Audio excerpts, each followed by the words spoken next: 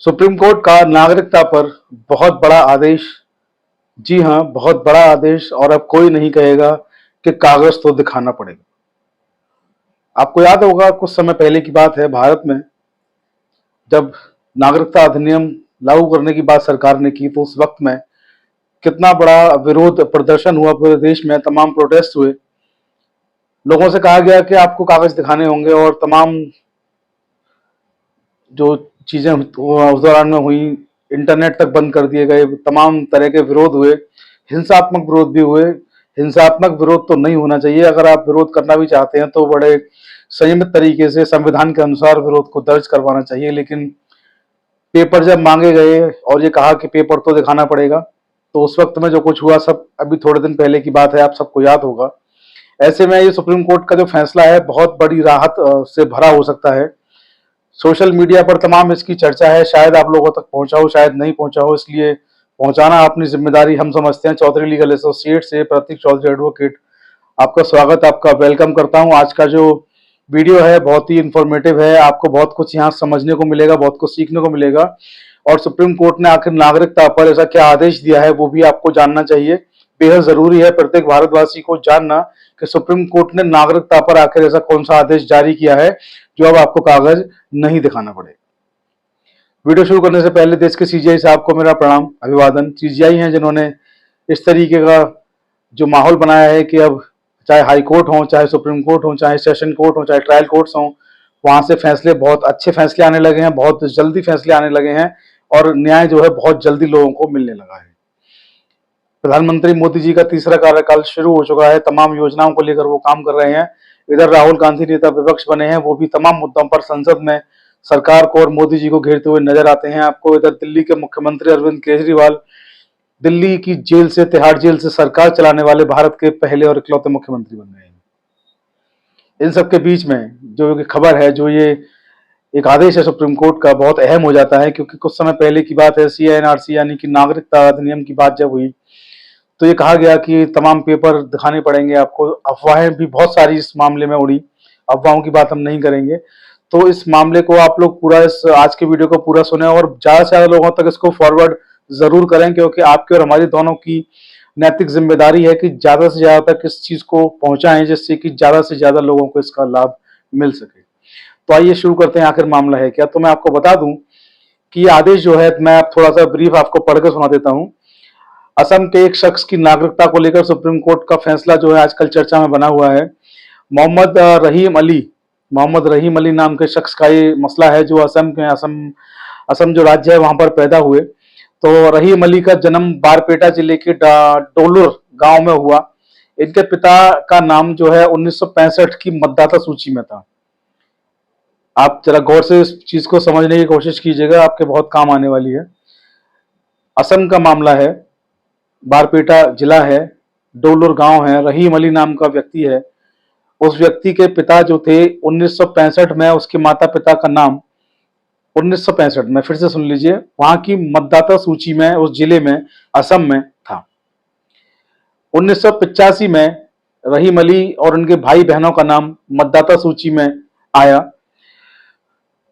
जब वहां की मतदाता सूची में इनका नाम आया तो 2004 में इनके विरुद्ध जो है एक जांच बैठाई गई और 2004 में नालवाड़ी के पुलिस अधीक्षक यानी कि एसपी के आदेश पर SI sub inspector Vipin Dutta ने रहीम अली पर राष्ट्रीयता की जांच की। यहां से मामला थोड़ा दिलचस्प होता है, थोड़ा पेचीदा होता है। इनकी नागरिकता की जांच की गई 2004 में। नलवाड़ी के जो एसपी थे, पुलिस अधीक्षक, उन्होंने आदेश किया सब इंस्पेक्टर विपिन दत्ता को कि इनकी नागरिकता की जांच की जाए। विपिन दत्ता ने रहीम अली से नागरिकता संबंधित जो पेपर थे वो मांगे। वो पेपर देने के लिए इनको एक हफ्ते का समय दिया गया। पेपर वो नहीं दिखा पाए तो ये मामला जो था उनके विरुद्ध वहां पर दर्ज कर लिया गया कि आपके पास पेपर नहीं है। आइए और क्या लिखा है मैं आपको ये पूरी रिपोर्ट जो हम आपको सुना रहे हैं, जनसत्ता से इसको लिया गया है। जनसत्ता में बहुत बड़ा आर्टिकल इस पर छपा है और भी तमाम सोशल मीडिया प्लेटफॉर्म पर इसके बारे में तमाम आर्टिकल्स में जानकारी दी गई है, लेकिन हम आपको यहाँ से जनसत्ता से इस पूरी खबर को बता रहे हैं। तो हुआ ये कि इसके बाद जब मामला इन पर दर्ज हो गया तो आगे जो लिखा है वो ये है कि फॉरेन ट्रिब्यूनल में इस मामले को ले जाया गया और फॉरेन ट्रिब्यूनल में जब ये मामला पहुंचा तो वहां भी इनसे कहा गया कि आप पेपर दिखाइए। वहां पर इन्होंने जो पेपर दिखाए उसमें कुछ स्पेलिंग मिस्टेक थे, कुछ नाम की जो वर्तनी जिसको बोलते हैं, ग्रामर जिसको बोलते हैं, कुछ नाम की ग्रामर जो थी वो गड़बड़ थी। तो इन चीजों को लेकर के फॉरेन ट्रिब्यूनल जो था उन्होंने जो है इनको विदेशी घोषित कर दिया। आप सोचकर देखिए, एक व्यक्ति जो हिंदुस्तान में रहता हो, जो भारत में रहता है, जो भारत का नागरिक है, जिसके माता पिता भी भारत की नागरिकता 1965 में वोटिंग लिस्ट में उनका नाम है, उस व्यक्ति को नाम स्पेलिंग गलत होने के कारण और नाम में ग्रामर जो है वो गलत होने के कारण उसको फॉरेन ट्रिब्यूनल ने विदेशी घोषित कर दिया। इसके बाद ये मामला सुप्रीम कोर्ट पहुंचा। सुप्रीम कोर्ट पहुंचा तो एक बार फिर से इनको जो है कहा गया फॉरेन ट्रिब्यूनल को कि एक बार फिर से आप इन पेपर्स की जांच कर लें। उन्होंने एक बार फिर से इन पेपर्स की जांच करी तो फिर से उन्होंने यही कह दिया कि इनकी स्पेलिंग मिस्टेक है नाम की, और इनकी जो उच्चारण वर्तनी है, ग्रामर है नाम की, वो गलत है। इनको फॉरेन ट्रिब्यूनल ने फिर से जो है विदेशी घोषित कर दिया। 2 बार जब ये विदेशी घोषित हो चुके उसके बाद मामला सुप्रीम कोर्ट पहुंचा और सुप्रीम कोर्ट में जो जस्टिस हैं मैं आपको बता दूं, सुप्रीम कोर्ट में जस्टिस विक्रमनाथ और जस्टिस एहसानुद्दीन अमानुल्लाह की खंडपीठ ने इस पर सुनवाई की और इस सुनवाई में जो कुछ भी हुआ, बहुत उसके जो परिणाम आपको मिलेंगे, पूरे देश पर आपको उसके परिणाम देखने को मिलेंगे। तो इसमें जो कुछ हुआ मैं आपको थोड़ा और पढ़ के सुना दूं।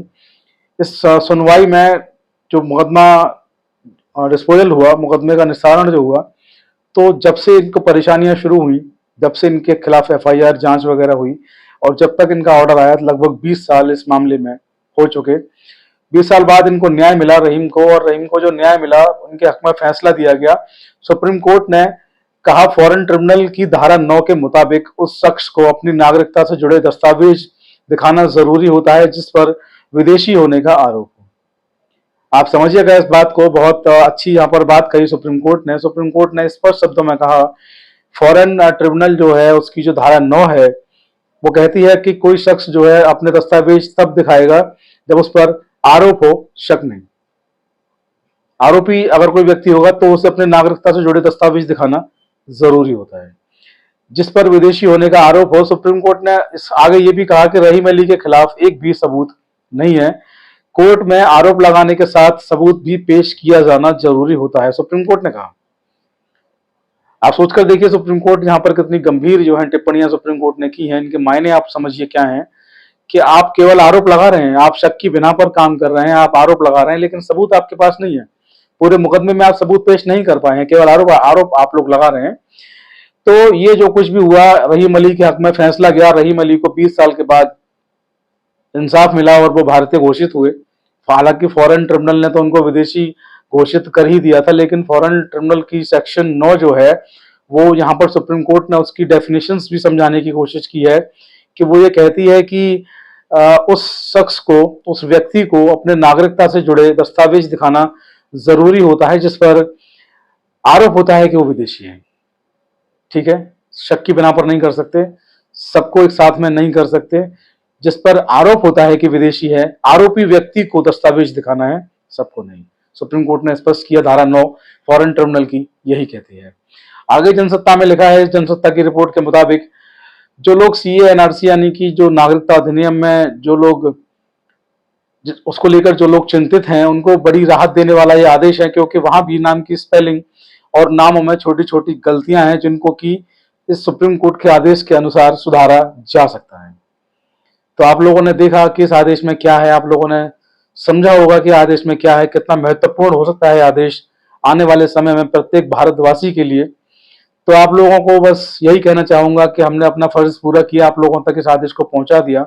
अब आप लोगों का फर्ज बनता है कि इसको फॉरवर्ड करें, शेयर करें, ज्यादा से ज्यादा लोगों तक इसको पहुंचाएं, क्योंकि ये आदेश जो है पूरे देश में एक अलग तरह का आदेश है, सुप्रीम कोर्ट से निकला आदेश है। इसलिए सरकार हो, चाहे केंद्र की सरकार हो, चाहे राज्य की सरकार हो, चाहे हाई कोर्ट हो, चाहे सेशन कोर्ट हो, सबको मानना बाध्यकारी है, क्योंकि आदेश देश की सर्वोच्च अदालत सुप्रीम कोर्ट से आया है। तो बस आज की वीडियो में इतना ही। जाने से पहले और एक बात और आपसे कहना चाहूंगा कि अगर किसी व्यक्ति को संशय हो ये लगता है हमने बताया है, सुप्रीम कोर्ट का कोई ऐसा आदेश नहीं है, या आपको इस आदेश की आवश्यकता हो इस कॉपी की, तो आप लोग हमसे इस कॉपी को हमसे संपर्क करके इस कॉपी को ले सकते हैं। हमारे लिंक आपको हमारे डिस्क्रिप्शन के बॉक्स में मिल जाएंगे, व्हाट्सएप के भी लिंक वहाँ पे दिए गए हैं।